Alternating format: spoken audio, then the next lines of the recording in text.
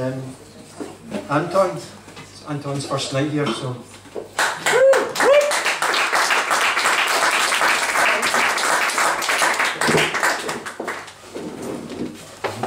I'd like to do two poems, if I may. One is in a response, in a way. We fostered a boy who came to us when he was 12, and he's now in prison serving time for arson. He set fire to a creche. And talking to him, it became apparent what was going on in his life as a child. So this is prefaced by a quote. It's, "Nothing but the narrowness of our spirits that makes us miserable." How to pick up the pieces. At the time they hardly make a stir, those words let slip into the air, light as insect wings. Not now, I'm busy. But before long they become a perpetual background hum, a buzz of breezy sounds, white noise and nothing serious in the household scheme of things. Not now, I've said. And how could he know, being so tender, how to weigh what is barely seen as so slight a tongue insinuating its poison? Not now, I'm tired. More such words sit like dark smudges under the child's fingernails, part of the day's accumulations, or fall into the neat whirl of his ear. They nestle somewhere within. Not now, I'm resting. But the words won't rest. They quarry deep, they course through him, closer than his life vein, burying booby traps that time has now detonated.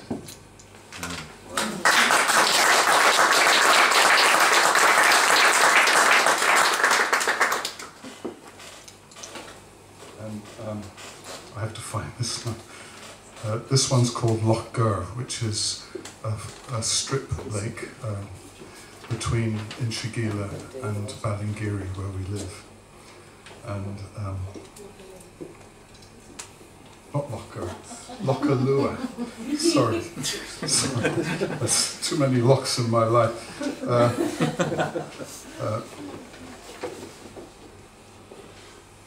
Can't find it now. Jesus.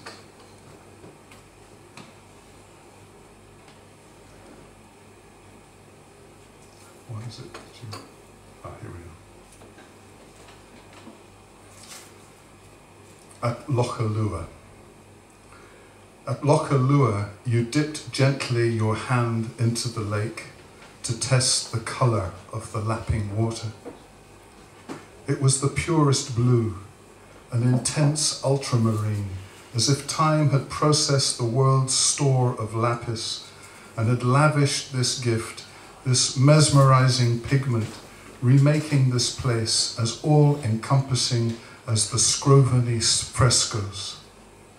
Whatever it was, the angle of the sun, the blue vault of sky, the surface tension rippling outwards its mercurial mirrors, I was standing behind and above you, holding your shoulders to keep you from slipping, when it appeared your head radiated such pulses of light, for all the world you more than ever were my own angel, seen through Giotto's eyes.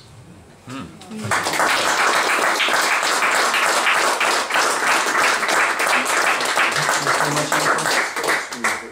I might mention now as well, like, there's been a lot of great poetry here tonight, and sometimes poetry is very immediate, and sometimes you want to hear it again or a few times. So that's what the film is about in the blog. You can go back and some of these things will be on there to see again. Moze?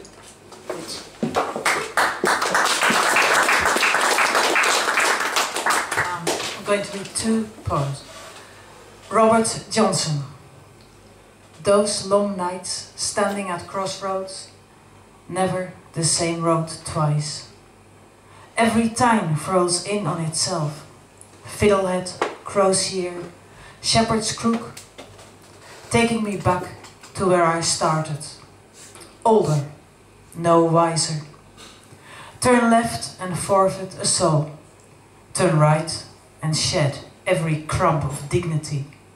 What will it be? The shadow between the trees wears a mask. I recognize the face. It breeds contempt. What tune will save me from myself? I don't even play the guitar.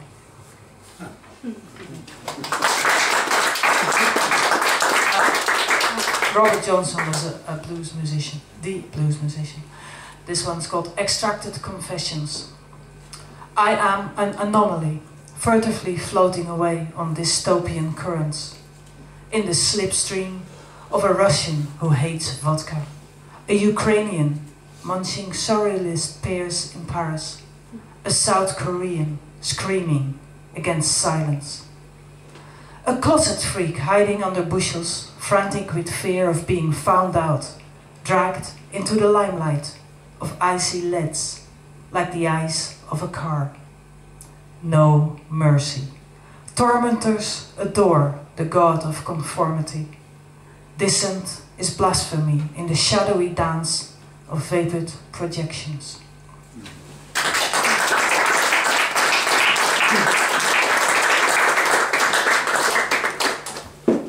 Thanks.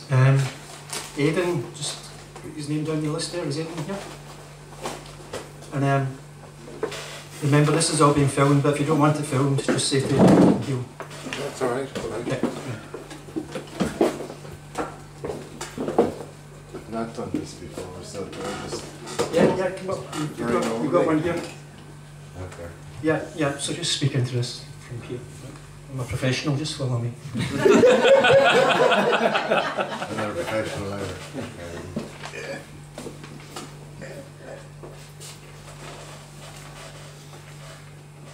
I don't know if you can hear me or not, but this is a poem called Reflections on a Girl. Somebody I was in love with for a long time. How do I rise alone? Sweet misery alone. Alone my misery sweet. Alone, alone, alone. But beautiful as roses crushed, I remember this.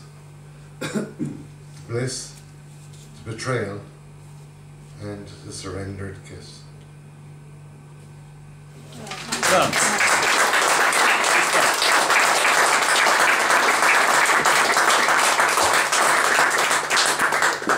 Thanks, Aidan. That's great. Ellie, E-L-Y. Anybody with a name begins E-L-Y? E-B-Y? Anyone beginning with E? Is it yourself? No. No? Turn the page upside down. The second word looks like memoir. Yeah, that's it. That's your Eugene. Eugene's name. Oh, Eugene.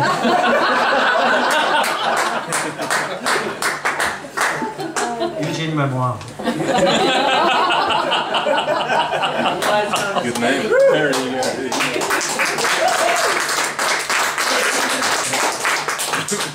Eugene McCarthy is my name.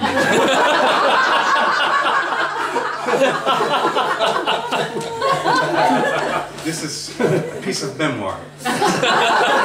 We have it now, I think.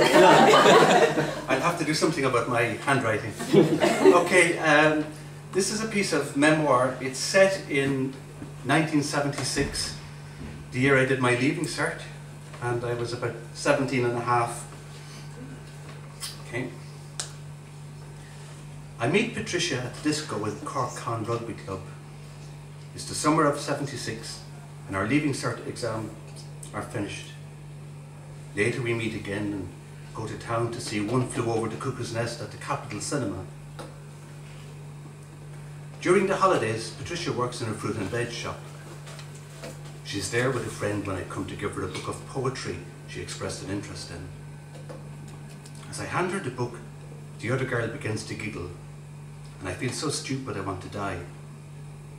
self-conscious and anxious. I'm self-conscious and anxious when I'm near girls, afraid they'll laugh at me.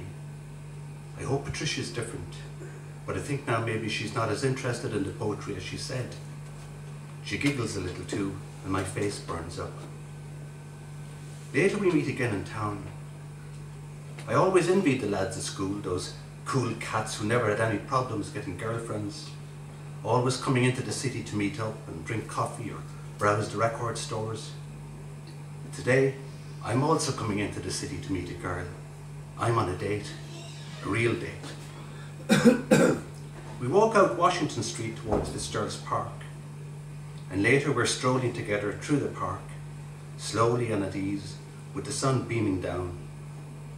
We sit beneath a large, gently swaying tree, the bright sunlight leaking through the branches, the breeze flowing gently through its leaves. The grass is soft green with little duck feathers clinging, resisting the breeze rippling along the surface. Patricia is wearing a short denim skirt and a light top with floral design, and a V opening and two little strings hanging down. I sit beside her. Though deep in conversation, my attention is completely on her body. Not really in a sexual way, but in awe of my first up-close study of a girl. I notice her long neck and that her chest seems flat. Her legs are folded under her, the bends of her knees exposed. I notice how soft her skin looks compared to mine. Picking a twig from the grass, I gently trace a circle on her knee, and she smiles warmly in response. We're waiting our exam results, which will come soon. We discuss our plans. Patricia wants to go to UCC and become a teacher. For me, things are much more uncertain. I'm not as optimistic about my results as Patricia. For her, it's something that will open doors. I have no such hopes or expectations. I'm dreading my results. I still want to be a writer and see myself like one of the great Cork writers, like Frank O'Connor. Yet, I hated English at school. I'm not a scholar of literature, and my interest seems to be just a nostalgic interest in the past. Another evening, we take a long walk around the streets and hills of Cork, down the Cold Quay, up Blarney Street and around Shandon, and through a multitude of narrow, hilly streets and lanes that snake their way around the city. I like these old lanes. They seem to extend back into the past rather than outwards towards the future, and I think I prefer this. They convey a sense of closeness and intimacy, like the closeness I feel developing slowly between Patricia and I. We stand together at the rusty gates of an old burial ground, silently peering through the railings, soaking up the quietness, absorbing the soft, musty air. Our eyes are on the weathered headstones. We stand quietly, Patricia slightly in front, me at her shoulder. I absorb the beauty and stillness of this sacred place, and also the wonder and beauty and closeness of Patricia. Her long hair falling on her shoulder around her neck, her pretty profile and cheek as she gazes through the rusty bars. In that moment, everything is perfect. Everything in my world fits together and is at ease for one quite wonderful moment. My face and her hair are one, and as my cheek touches her, and she feels warm and soft and moves closer to me. Soon the Leaving Cert results arrive, and everything changes. Everyone is all serious now and talking all the time about college. Everyone is going to UCC and saying how important college is, or failing that, a job in the bank. I've no interest in going to college or working in a bank. I fail English and maths and Irish. Mum is worried about me and has long conversations with Uncle Joe about what she's going to do with me. I meet Patricia again and she's very happy with her results. It's getting ready for college. She's so excited and can talk of nothing else. She has no interest in me anymore. We say goodbye. I watch as she sails back home on her bike, all happy, with her long hair blowing in the breeze. I don't see Patricia anymore. It's decided that I must go for assessment to the technical training centre. The man there gives me a test. with a pencil and endless pages of sums and questions and many answers. I'm to tick the box beside the correct answer. When I finish, he goes away. I wait a long time for him to come back. And when he does, he tells me I'd be very good at sewing machine maintenance.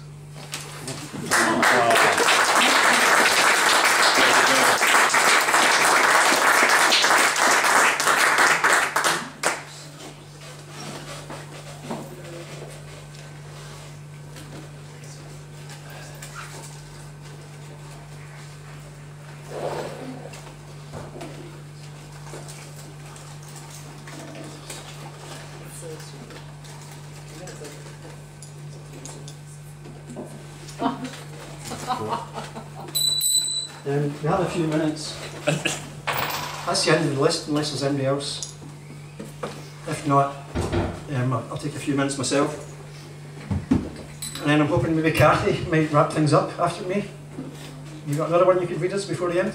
Yeah. Yes. Yeah, so you can think about it while I'm rambling. And can anybody help me make this go down?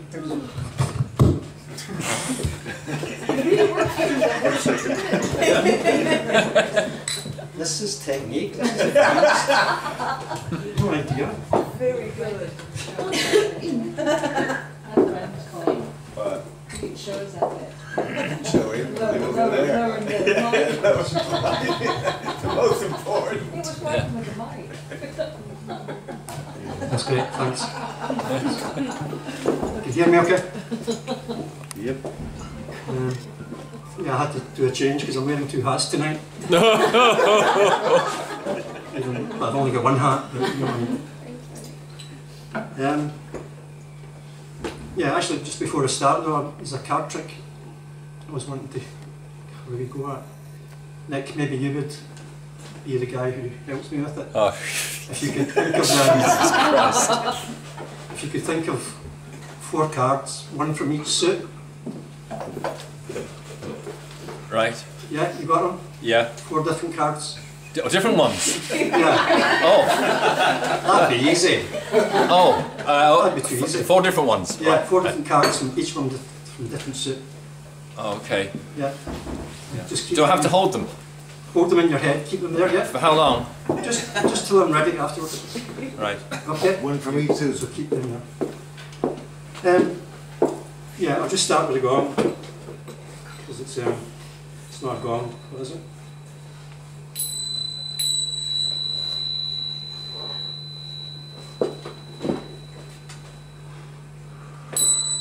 The reason I'm doing that is because, like some of you might know, because I mentioned before when I was here about how hard it was for me growing up a Buddhist in Glasgow. Or Paisley it was actually. I come from a town called Paisley and I wear Crocs, and not many people have said that sentence. You might know. You might have seen Paisley, it'd be on one of those programmes like Britain's toughest towns. And so yeah, the practice of Buddhism was pretty hard. My mum was a Buddhist and she wanted to bring me up that way instead of Catholic or Protestant or whatever. So it was kind of tough in school. I remember some bad days. I remember, you know, there was a lot of violent people in my class, and some of them, some friends or classmates, not friends, I didn't understand them, I couldn't understand the random violence.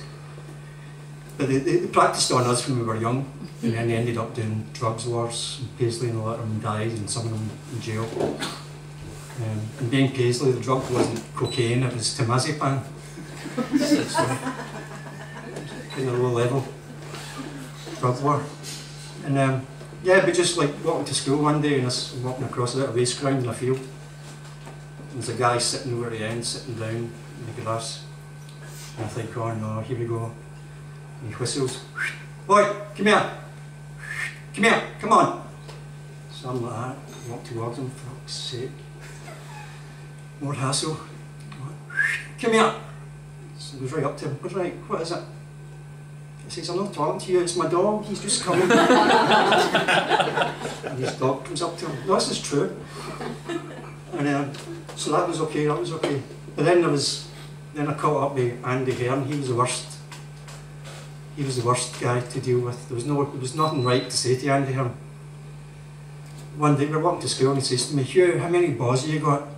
And I'm like, "For fuck's sake, what's the right answer here?" I says, "2. He says, "How do you know?"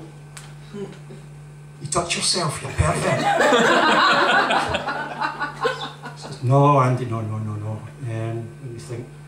I've seen him in a book." "Oh, he looks at fucking dirty pictures in the book." "No, Andy, okay, no, that's not it either." Andy, fuck it, so I stabbed him. Fucking right on. I just stabbed him. And it wasn't a bad stabbing, and he was okay with it. You know, that's how things went. And I says to my mum about it, and she says, "Hugh, it's karma. He was rotten, and he's got something back. Hugh, it was karma." I don't know if you fully got the Buddhist thing, but you know, she tried hard. And I mean, when I was a wee bit later and off the rails a wee bit, and I'd be graffitiing all over, "Karma, you bastard," and things like that, you know. She also took it too far, you know, when I was very young, about 5 or 6. She was convinced I was the reincarnation of some lama. I mean, it's not just the Dalai Lama, there's loads of other ones. And she, you know, and sometimes they send reports, and then these guys come from Tibet, they come and interview you to see if you actually are the guy. So they came to see me, sitting in the living room in my mum's house. And my mum's like, "Yeah, here he is, look at him, fucking... he's been through the battle of becoming so many times, and he's definitely got it." So he asked me questions. I'm like, "Well, what did you do today, Hugh?" I was like, "Oh, well, we were down the beach. I was like building sandcastles and then smashing them, breaking them up." And they're like, "Oh, impermanence." Yeah. And they're scratching, you know. Yeah. What else did you do? Kicking the ball against the wall, and it comes back to me and I kick it back again. "Oh, right, that's very good, Hugh, as well, but you can't remember the punchline to that one." But it was very good. So anyway, I'm not like, "Listen, it's not me, mate. I don't know what you're looking for. My mum's into this thing. I don't even know what it is, but it's not me, right? I'm not what you're looking for." And then I'll upset my mum, you know, because everybody in the family, they wanted, you know, a lot of families want your son to become a priest or something like that. My mum wanted me to become a Buddhist, but that never happened. And while I'm thinking about this, Nick, have you still got those 4 cards in your head? They're still in your head? Oh yeah. You got them? The 4 different ones, the same ones you thought of the first time? I do have. I think so. You do? I think so.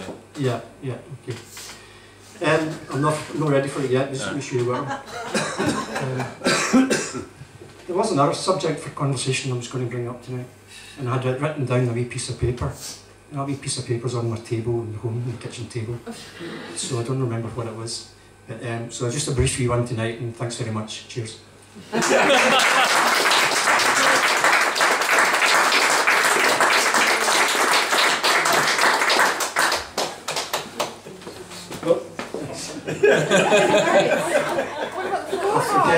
forget how to do that.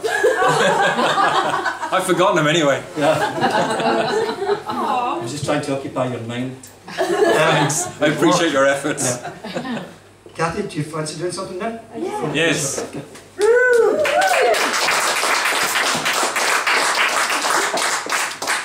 don't think I was ever asked to do an encore before. That's really nice. This is a really nice night. I wish I lived closer to here. The work was really lovely.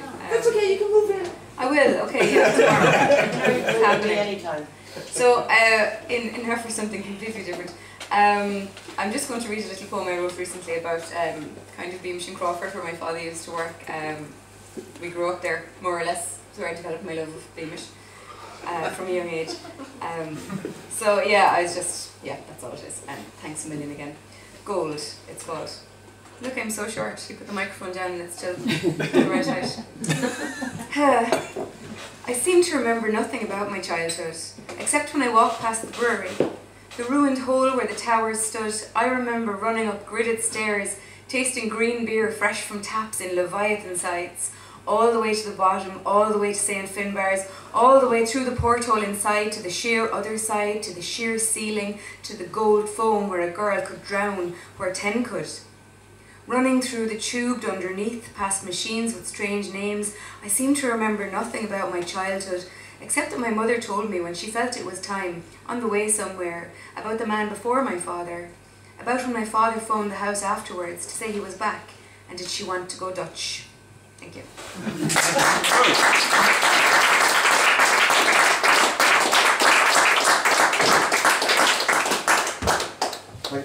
Thanks very much everybody actually for a good night. And thanks Gary the sound man as well.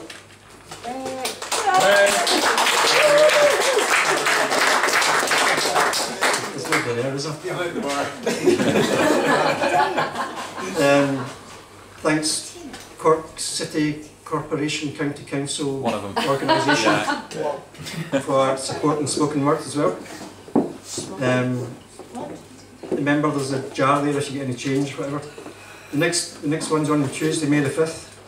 And we're going to have another guest speaker, that's Danielle McLaughlin. Don't know if anybody knows Danielle's work. Yeah. So that's great, we're getting some good people here. Nick, there might be something I forgot to mention, do you think of anything? Only the cards. Okay, the cards. You go home. Oh yeah, Africa has something yet. Yeah, can I just mention my... Yo.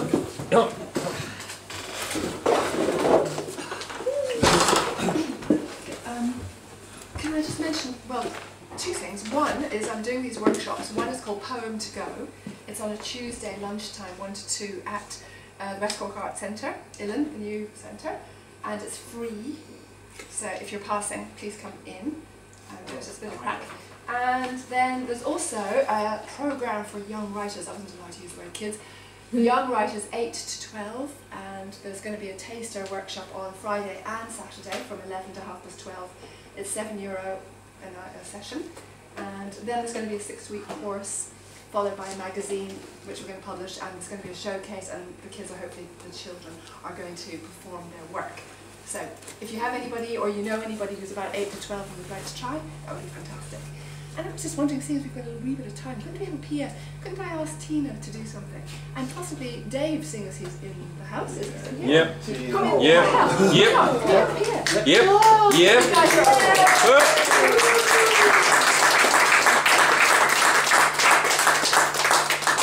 You're sneaky. What do you want? You want Money. You want prose or poetry? We want you. You got it. Scripture. No, seriously, prose or poetry? Poetry. Poetry, yeah. Prose. Prose. This is a poem. Look, it's the first thing that came out of that. I was really lucky to be writer in residence in a writer's retreat called Casa Ana in Spain. And oh, how blissful that was. 3 weeks up in the Alpujarras, about 1,000 meters above sea level. So this is a poem I wrote about that place, which is called Casa Ana. And it's for Anne, who runs it. Casa Ana. Here we retreat, where almond blooms hang on black branches like miniature clouds, as if the snowcaps had birthed them to mirror the sky. Here the cats rule, stalk the empty village, sleek and stealthy, prowl abandoned houses, howl and screech dominion over the few remaining souls. Here the water still flows at the lavandero, though the women are long gone, leaving only worn stone and the echo of their hands. Here is not wild. It is tamed, tooled, terraced, pruned, passed, paved, bound, built, and bricked. Here there are stories. They follow the cats, pass through keyholes, swoop down steep streets, up high hills, soar above the ruined cortijo.